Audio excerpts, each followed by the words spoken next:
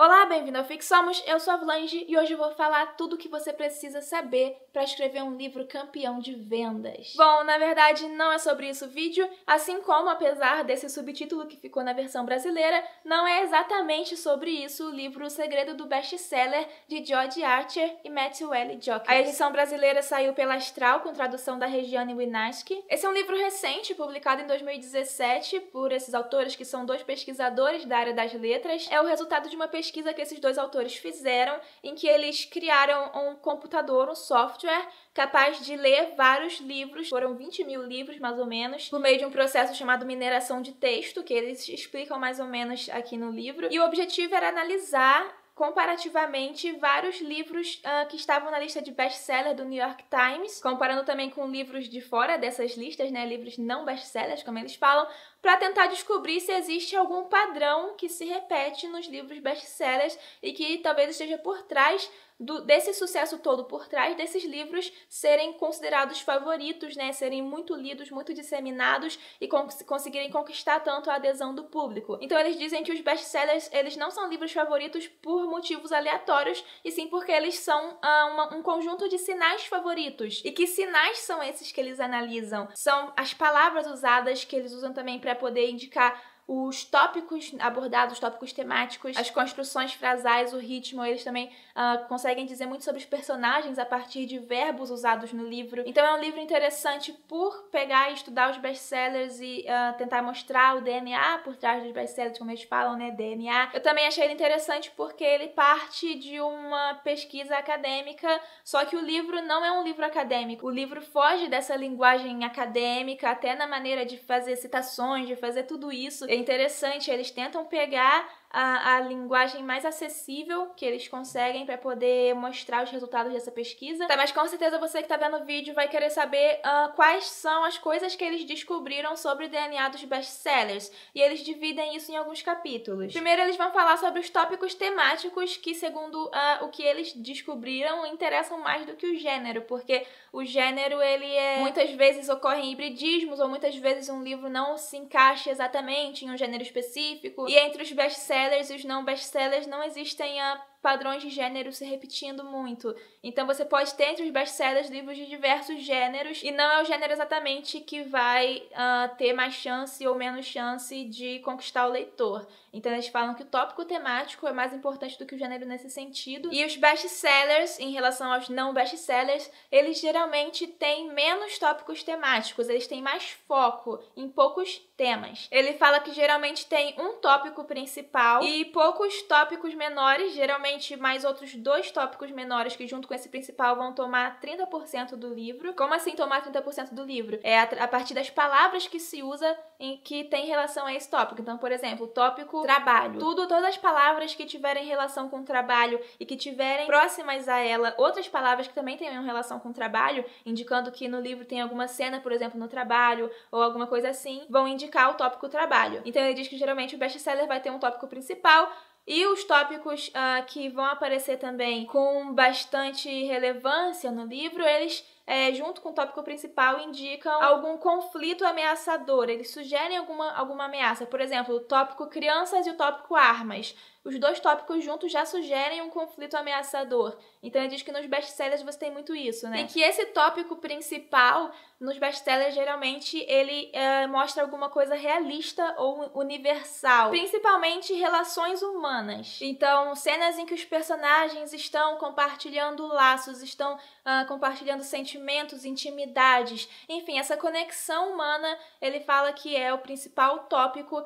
que os best-sellers abordam. E que também os best-sellers, eles têm geralmente menos tópicos pesados do que os não best-sellers. Aí eles pegam esse gancho pro capítulo seguinte, que vai falar sobre o enredo, e eles dizem que os best-sellers, eles então oferecem uma experiência emocional intensa pro leitor. Eles trabalham o texto, os personagens, o enredo, eles trabalham tudo isso para criar reações viscerais no leitor, ou seja, não é simplesmente algo que você pensa, é algo que você sente, é o seu coração acelerando as batidas, é você chorando, é você rindo. Então é uma resposta que não é só mental, mas também é física. E ele diz que uma coisa que o autor faz para poder inspirar essas reações no público, para poder causar essa experiência emocional intensa, visceral, tá no modo como o autor do best-seller ordena o enredo, ordena os eventos daquela narrativa. Pensando em eventos positivos e eventos negativos e nos pontos de virada, né, que o livro tem, os autores eles conseguiram investigar que os livros best-sellers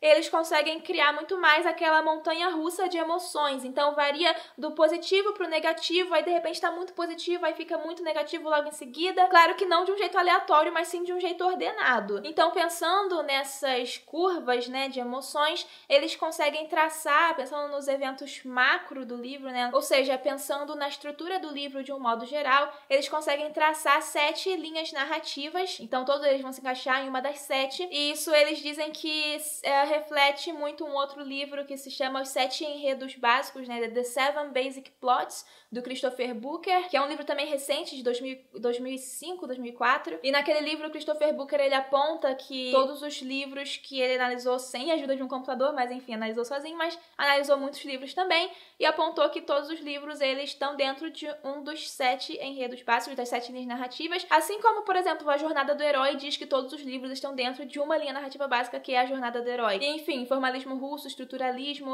mostraram também alguns enredos básicos em que todos os livros estariam inseridos. Isso não é uma novidade nos estudos literários, né? E da página 100 a 110 eles vão falar dessas linhas narrativas. Não vou me estender muito nisso não, mas, enfim... Eles vão mostrando e falando de cada uma das linhas narrativas, que seriam as mesmas apontadas pelo Christopher Booker, só que agora eles estão desenhando essas linhas, que é uma coisa que o Christopher Booker não fez. Enfim, o que me deu vontade foi também de ler o livro do Christopher Booker, né? E eles falam também de pontos fora da curva, ou seja, que eles não conseguem se encaixar tanto assim nenhuma dessas linhas narrativas, porque eles têm uma batida rítmica regular, ou seja, é o alto baixo, quando ele tá muito alto e quando ele tá muito baixo, essa diferença entre o muito alto em relação ao centro e o muito baixo em relação ao centro é parecida, e eles dizem que livros que fizeram muito sucesso, que se enquadram nessa batida rítmica regular, são 50 Tons de Cinza e o Código da Vinci. Então, essa batida rítmica regular, eles dizem que podem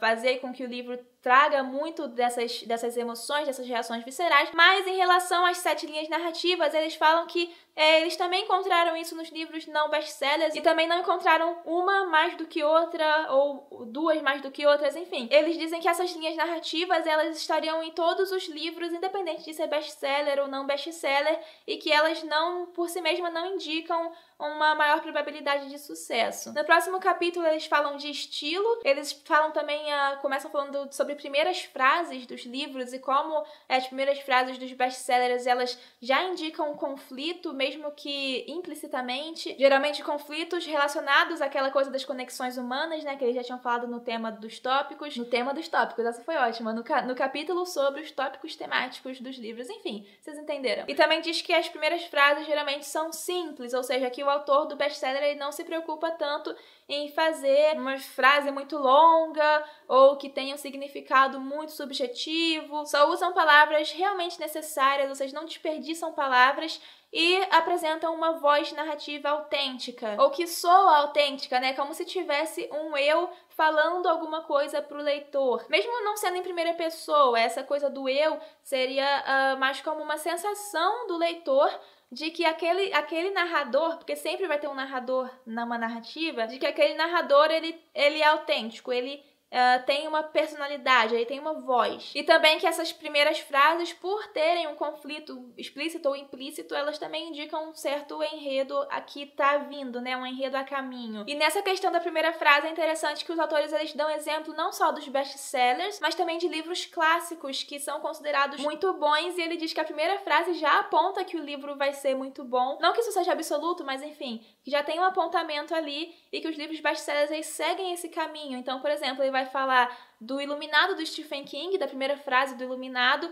assim como ele vai falar da primeira frase de Anna Karenina, do Tolstói. Então, no Iluminado a gente tem Jack Torrance pensou, babaquinha pomposo. Isso já indica meio que um conflito, já indica algo por vir nessa história. Assim como no Tolstói, na Anna Karenina, a gente tem todas as famílias felizes são parecidas, as infelizes são infelizes, cada uma à sua maneira. Isso também já indica um certo conflito e já indica também uma história por vir. E aí nessa coisa do estilo, eles também falam de algumas palavras que aparecem com mais frequência em best-sellers do que em não best-sellers. Falam também de pontuação que aparece mais em best-seller do que em não best-seller. Então ele diz que todos esses detalhezinhos, entre aspas, eles podem indicar algo maior, né? E podem ter mais chance ou menos chance de ter a aderência do leitor. Então, por exemplo, o best-seller usa muito o verbo fazer e usa pouco o advérbio muito. Usam expressões como ok, mais do que os não best-sellers, expressões populares, né? Expressões que estão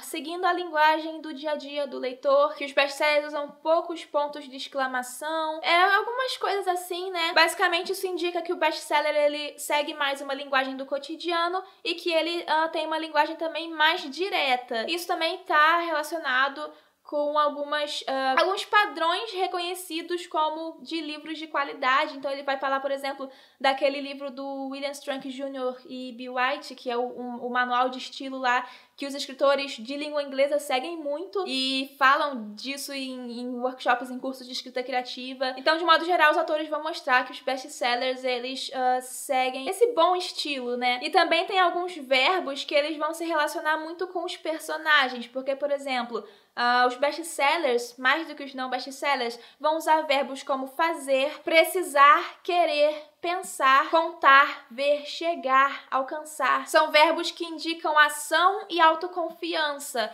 enquanto os não best-sellers, eles vão usar mais do que os best-sellers verbos como esperar, parecer, interromper. São verbos que indicariam personagens passivos, personagens birrentos, enquanto nos best-sellers os verbos indicariam personagens com mais agência e personagens autoconfiantes e com qualidades admiráveis. E fica a minha recomendação, então, desse livro aqui, porque eu acho que ele é enriquecedor pra gente que quer escrever também, que quer, talvez na maioria das vezes, busca um sucesso comercial com as coisas que a gente vai escrever. E eu acho que esse livro, ele não é tudo que você precisa saber para escrever um livro campeão de vendas, como diz o subtítulo, mas ele indica um caminho sim, eu acho interessante. Apesar dele falar muito do mercado em língua inglesa, claro que também tem livros, até por exemplo O Alquimista, do Paulo Coelho, um livro brasileiro que tá na lista do New York Times há um tempão, mas é uma tradução e as palavras que eles pegam nessa mineração de texto são palavras em inglês. Então, antes de ler esse livro, eu fiquei até com esse receio de que ele não fosse se aplicar tanto pra gente no Brasil, pra gente em língua portuguesa, mas no geral ele se aplica a qualquer língua e ao nosso mercado também, porque esses livros best-sellers em língua inglesa, eles também são, muitos deles são best-sellers no Brasil também, em outros lugares do mundo também, mas o Brasil tem muito essa coisa de pegar, importar livros de língua inglesa, né? Enfim, se você quiser, tem um link aqui na descrição desse vídeo pra você comprar esse livro. E se você gostou do vídeo, dá um like. Se tá chegando no canal agora, se inscreve. Se quiser saber mais sobre os meus livros, dá uma olhada na descrição também. Tem um que agora tá em pré-venda, que chama Elas na Outra Face da Fantasia. Eu vou deixar aqui o vídeo onde eu falo mais sobre esse lançamento. E até a próxima!